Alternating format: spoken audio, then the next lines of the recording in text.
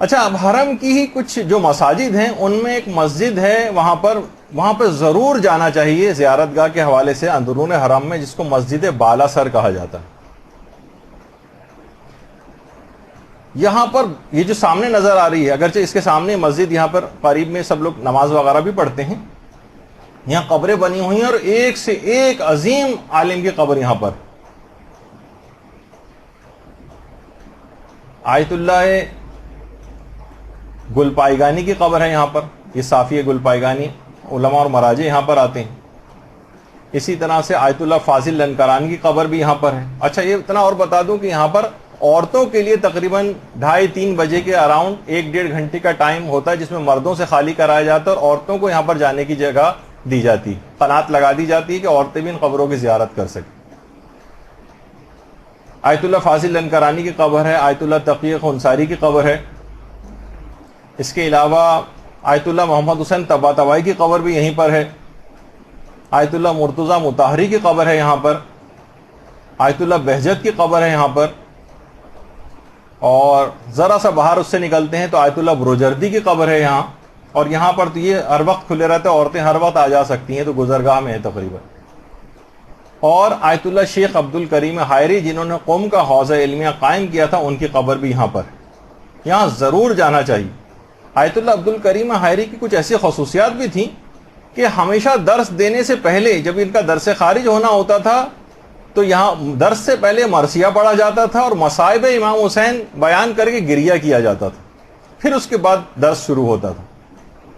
اور مرجع ہونے کے بعد بھی روڈوں پر جو ماتمی دستے سینہ زنی کرتے ہوئے جاتے ہیں، اس میں بھی آیت اللہ عبد الکریم حائری ان ماتمی دستوں میں خود شرکت کرتے تھے اور سینہ زنی کرتے تھے روڈوں پہ، جو عام جو ماتمی ہوتے ہیں ان کے ساتھ کھڑے ہو کر، اور کہتے تھے کہ مجھے جو کچھ بھی عطا ہوا ہے وہ سب کا سب امام حسین علیہ الصلوۃ والسلام کی وجہ سے عطا ہوا ہے۔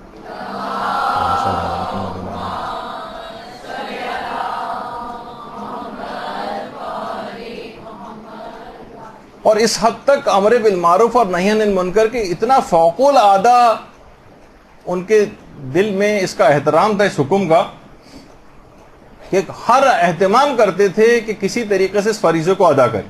خود فرماتے ہیں کہ ایک بوڑھا ان کی نماز جماعت کے اندر، ایک بہت ہی دیندار بوڑھا شامل ہوتا تھا، لیکن میں دیکھتا تھا کہ وہ داڑھی مونڈتا ہے۔ اب کہتے تھے میں سوچتا رہتا تھا کہ اس کو کیسے امر بالمعروف کروں کہ یہ ایک تو ادھر کر دیا اور ضد میں آ گیا چھوڑ دیا، نہیں، ان کو یہ تھا کہ میں کس طرح سے اس کو راضی کروں کہ یہ حرام کام نہ کر سکے۔ تو کہنے لگے ایک دن مجھے موقع مل گیا، زری پر مجھے وہ بوڑھا نظر آ گیا، تو میں اس کے قریب گیا اور کہا کہ میں چاہتا ہوں کہ آپ کے چہرے پر بوسہ دوں۔ بوڑھے نے اجازت دے دی۔ تو کہنے وہ جگہ جہاں داڑھی مونڈی جاتی ہے ٹھوڑی کے پاس، وہاں جا کر میں نے اس کو بوسہ دیا اور چپکے سے اس کے کان میں سرگوشی کی کہ برائے مہربانی آج کے بعد کبھی داڑھی کو نہ تراشیے گا۔ وہیں زری کے پاس اس نے فوراً کہا چشم، ضرور۔ پھر اس کے بعد کہنے میں نے اس کے بعد کبھی بھی اس کو داڑھی مونڈتے نہیں دیکھا۔ یعنی ایسے ایسے طریقہ کار کا شیخ عبد الکریم حائری باقاعدہ اہتمام کرتے تھے کہ کس طرح سے لوگوں کو برائیوں سے روکیں، اور باقاعدہ آیت اللہ۔ اچھا، پھر دیکھیے کہ ان کا حوضہ علمیہ قم جو اس کے بعد انہوں نے قائم کیا ہے اور اس کی قوم کی جو بنیادیں رکھی ہیں، کتنی کثیر تعداد میں، اور آج تک یہ فیض جاری ہے شیخ عبد الکریم حائری کا۔ کہ آیت اللہ سید احمد زنجانی، یہ وہی آیت اللہ سید احمد زنجانی ہیں کہ جنہوں نے ایک تو جو کہ موجودہ مراجع میں سے آیت اللہ موسیٰ شبیری زنجانی کے والد ہیں، موسیٰ شبیری زنجانی کے، اور امام خمینی کے بھی قریبی ساتھیوں میں سے تھے، امام خمینی کے ساتھ ان کی تصویر ہے جوانی کی۔ اور یہ وہ بھی ہیں کہ جنہوں نے اپنے ہاتھ سے پورا قرآن اپنے کفن پر تحریر کیا تھا، اپنے ہاتھ سے پورا قرآن لکھا ہے مرجعیت کے تمام تر مصروفیات کے باوجود۔ تو باقاعدہ ان کی کتاب ہے الکلام و یجر الکلام، اس میں آیت اللہ زنجانی فرماتے ہیں کہ آیت اللہ شیخ عبد الکریم حائری کی شخصیت کا ایک پہلو بتا رہا ہوں کہ بار بار اس بات پر اصرار کرتے تھے کہ جس طریقے سے عامہ میں احترام قرآن بہت زیادہ ہے، یعنی ہمارے برادران اہل سنت میں ہمارے ہاں اس سے زیادہ احترام ہونا چاہیے، اور ہماری ہر مجلس عزا کی ابتدا تلاوت قرآن سے ہونی چاہیے. بار بار یہ بات کہتے تھے پیغمبر نے 2 برابر وزن کی چیزیں چھوڑی. تو مجلس میں ذکر اہل بیت تو ہوتا ہی ہے، لیکن قرآن کی تلاوت سے ہمیشہ اس کی ابتدا ویسے ہونی چاہیے باضابطہ طور پہ کہ حاضرین بھی کچھ تلاوت کریں، اور اس سے پہلے باقاعدہ جس طریقے سے ہمارے ہاں ایک مرثیہ ہوتا ہے اور کچھ نہ کچھ اس سے پہلے پڑھا جاتا ہے، کوئی منقبت ہوتی ہے، اس طرح کے اور پروٹوکول جو ہوتے ہیں اس کے ساتھ تلاوت قرآن کو بھی شامل کر لیں.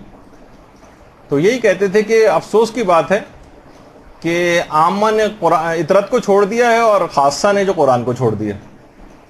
اچھا، اب ان کو یہ اتنا بڑا مقام کیسے حاصل ہوا کہ باقاعدہ آج شیخ عبد الکریم حائری کے سیرت پہ اور ان کی زندگی پر سیمینار منعقد کیے جاتے ہیں اور کتنے علماء اس میں آ کر شریک ہوتے ہیں.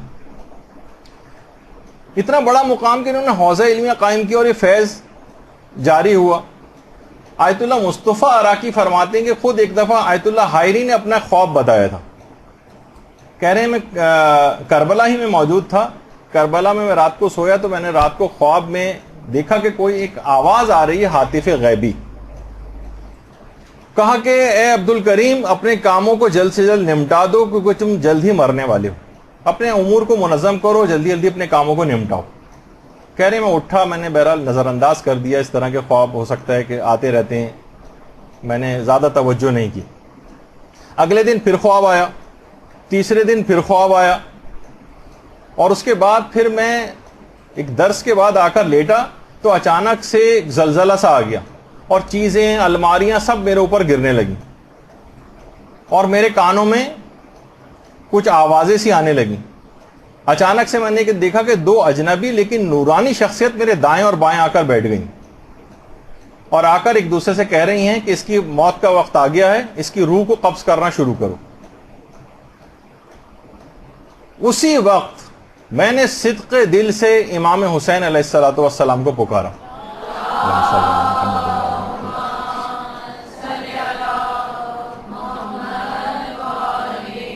کہا مولا میرے ہاتھ تو بالکل خالی ہیں، میں نے تو بھی کچھ بھی دین کی خدمت انجام نہیں دی ہے.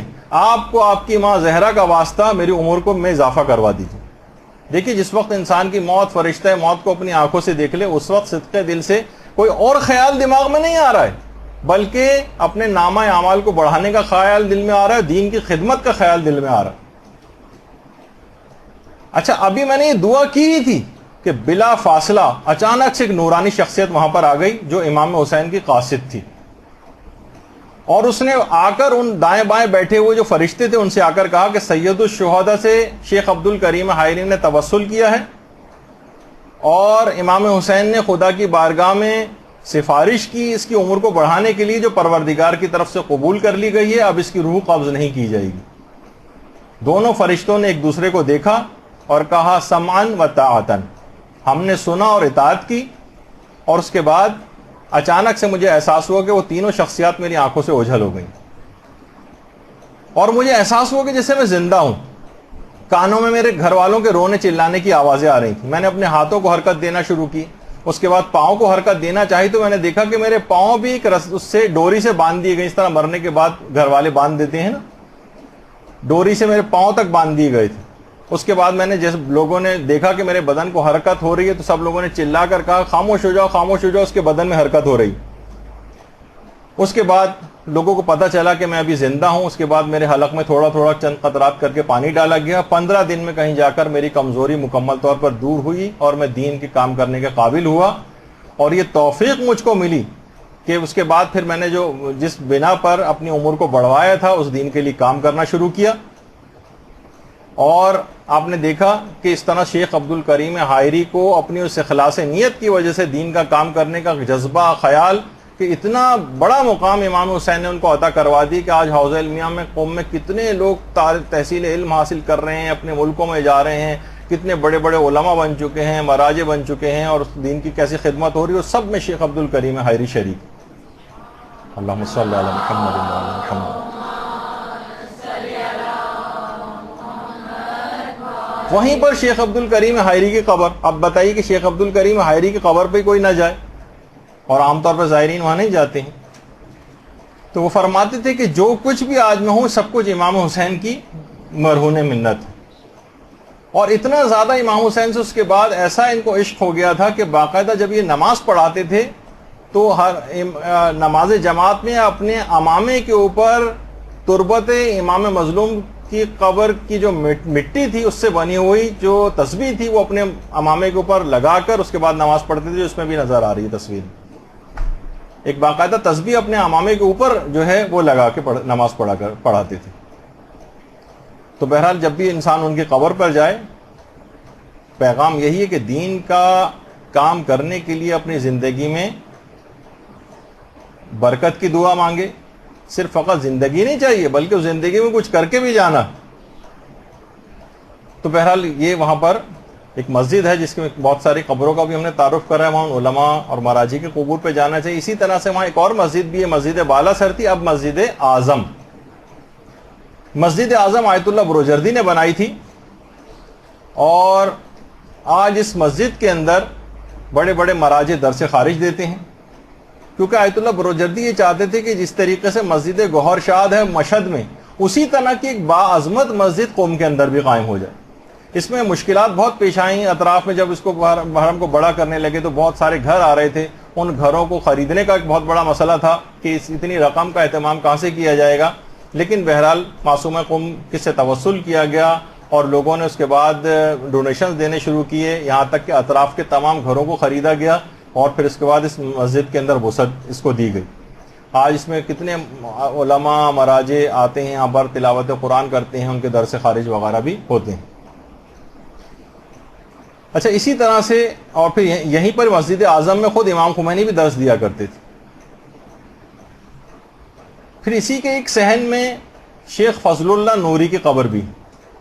شیخ فضل اللہ نوری جو مشروطہ کی جو تحریک چلی تھی, اس میں باقاعدہ شیخ فضل اللہ نوری کو پھانسی بھی دے دی گئی تھی, سزا.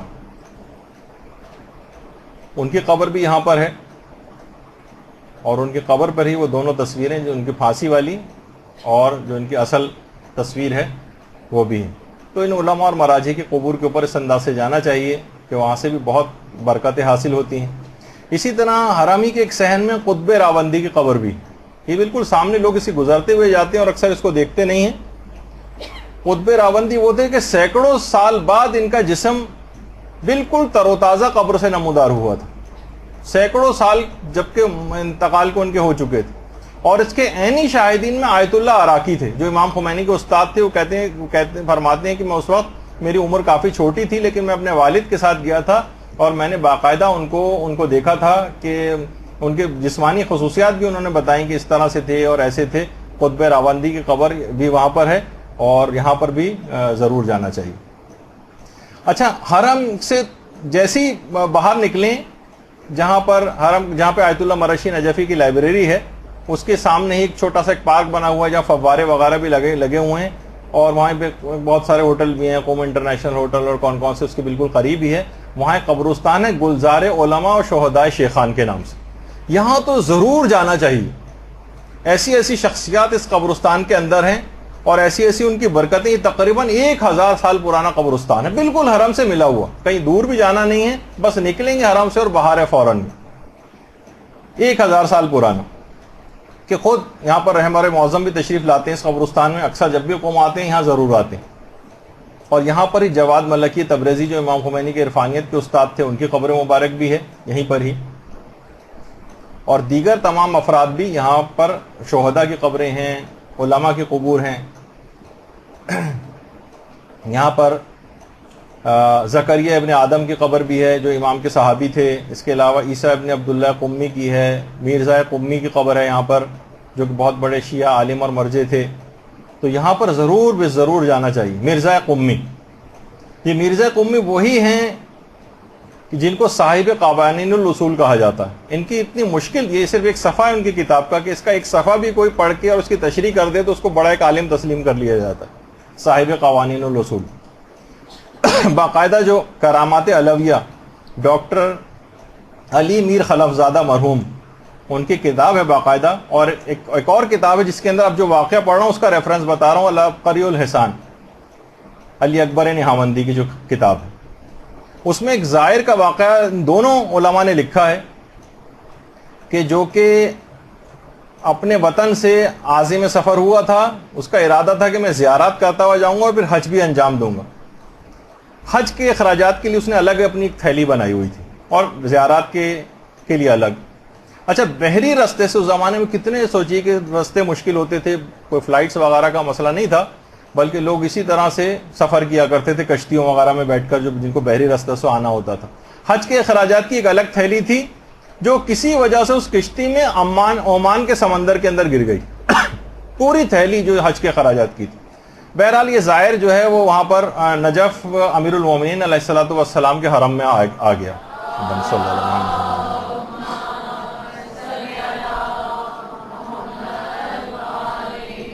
باقاعدہ خواب میں متوسل ہوا، پہلے زری پر آ کر، پھر کہہ رہا ہے کہ میں نے خواب میں امیر المومنین کی زیارت کی۔ اللہم صلی علی محمد۔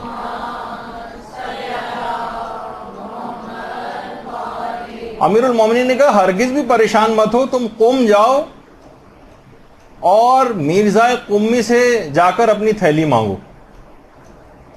کہہ رہا ہے کہ میں بہت ہی پریشان ہوا اور حیران ہوا، تھیلی میرے عمان کے سمندر میں گری ہے اور مجھے بھیجا قم جا رہا ہے مرزا قمی سے مانگنے کے لیے۔ کہہ رہے بہرحال کیونکہ امام نے کہہ دیا تھا تو میں نے وہاں کا سفر کیا اور عراق سے ایران قم آ گیا۔ آیت اللہ مرزا قمی کے پہلے میں گھر میں گیا،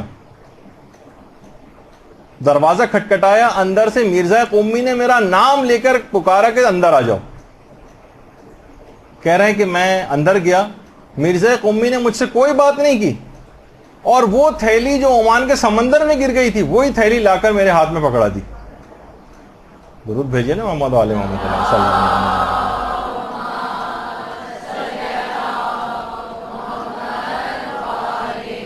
اور فرمایا میں راضی نہیں ہوں اس بات سے کہ میری زندگی میں اس واقعے کا کسی اور سے تذکرہ کروں۔ بہرحال میں وہاں سے اپنی تھیلی لی اور اس کے بعد پھر حج پہ گیا۔ حج کے بعد میں اپنے وطن آ گیا۔ کئی سال تک تو مجھے یہ واقعہ یاد بھی نہیں آیا، اور کئی سال بعد میں اپنی بیوی کے ساتھ بیٹھا ہوا تھا تو اچانک سے مجھے یہ واقعہ یاد آیا اور میں نے پورا واقعہ اپنی بیوی کو سنایا۔ اچھا اب دیکھیے، بیوی بھی آج کل ایسی بیوی تلاش کرنی پڑیں گی کہاں ہے۔ کہنے لگی، پہلے تو اس نے افسوس کا اظہار کیا اور پھر تعجب کیا کہ ایسے شخص کو پا کر بھی تم وطن واپس آ گئے، وہیں اسی کے پاس ملازمت کیوں نہ اختیار کر لی؟ اس نے کہا اچھا پھر میں اب کیا کروں؟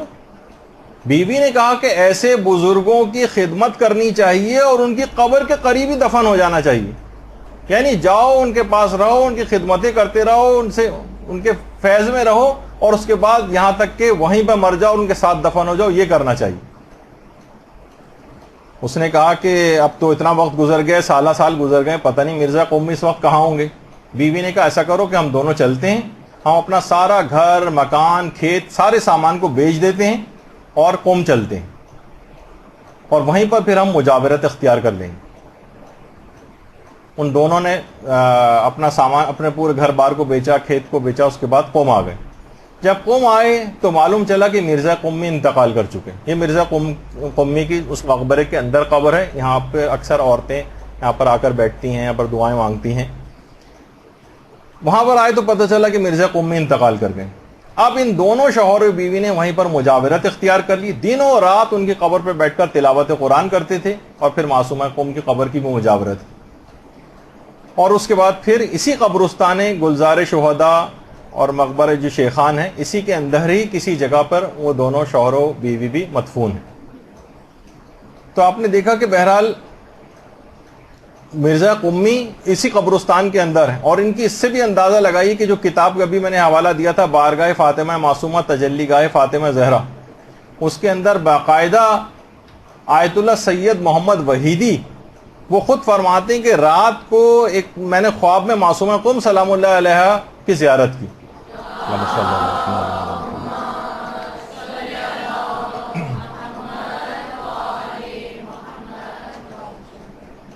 تو میں نے ان سے ایک سوال پوچھا کہ معصومہ کیا آپ اہل قوم کی شفاعت کریں گی؟ تو معصومہ قوم نے آپ کو معلوم ہے کیا جواب دیا؟ کہا کہ اہل قوم کی شفاعت کے لیے تو مرزا قمی ہی کافی ہیں، میری شفاعت تمام شیعوں کے لیے ہوگی۔ اللہم صلی علی محمد۔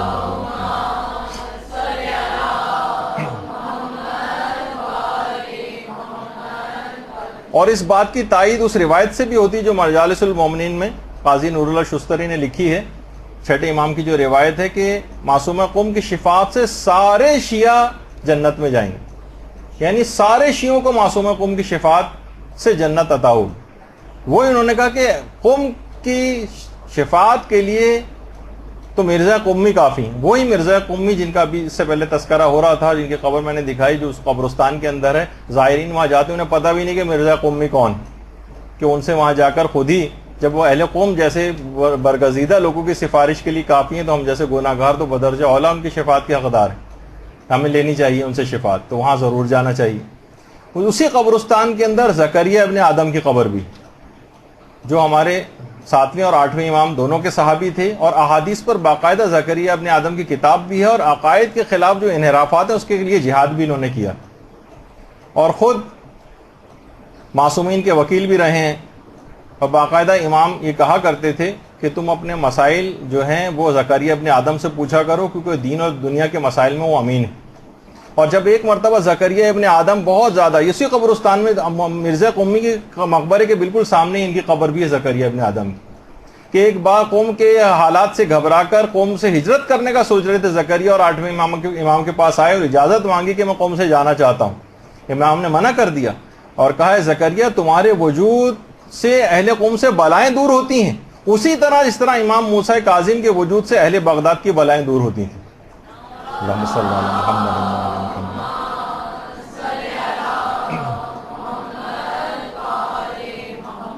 اسی قبرستان میں عیسیٰ ابن عبداللہ قمی کی قبر بھی، ان کی تصویر تو میں نہیں دکھا سکا آپ کو، لیکن ان کی قبر بھی ہے۔ چھٹے امام نے کہا تھا کہ اے عیسیٰ تم ہمارے اہل بیت میں سے ہو، اور معجم الرجال میں باقاعدہ آیت اللہ خوئی نے عیسیٰ کے متعلق یہ لکھا ہے کہ عیسیٰ ایسے انسان ہیں، امام نے فرمایا، چھٹے امام نے، کہ عیسیٰ ایسے انسان ہیں کہ جنہوں نے اپنی زندگی اور موت کو ہماری زندگی اور موت سے ہم آہنگ کر لیا۔ یہ دیکھیے وہ اس قبرستان میں۔ اس کے علاوہ پھر وہیں پہ قبرستان جو ہیں جو تہران سے ذرا یہ قوم سے باہر نکلتے ہوئے تہران کے رستے میں جو بہشت زہرا قبرستان ہے، یہاں پر بھی انسان کو واقعی جانا چاہیے۔ لوگ کس طرح سے وہاں کتنے ہی شہداء ہیں وہاں پر مدفون ہیں، اور لوگ وہاں پر جیسے میں نے کہا تھا کہ وہ شب قدر بھی وہیں پر آ کر مناتے ہیں، اور لوگ اپنے پیاروں کی قبروں کے اوپر جو ہے وہاں پر جاتے ہیں۔ بچوں کا ایک الگ سیکشن ہے وہاں پر، جہاں جو چھوٹے چھوٹے بچے جو انتقال کر جاتے ہیں ان کو ایک ہی جگہ کے اوپر دفن کیا جاتا ہے باقاعدہ۔ برحمتک یا ارحم الراحمین وصلی اللہ علی محمد وآلہ الطاہرین۔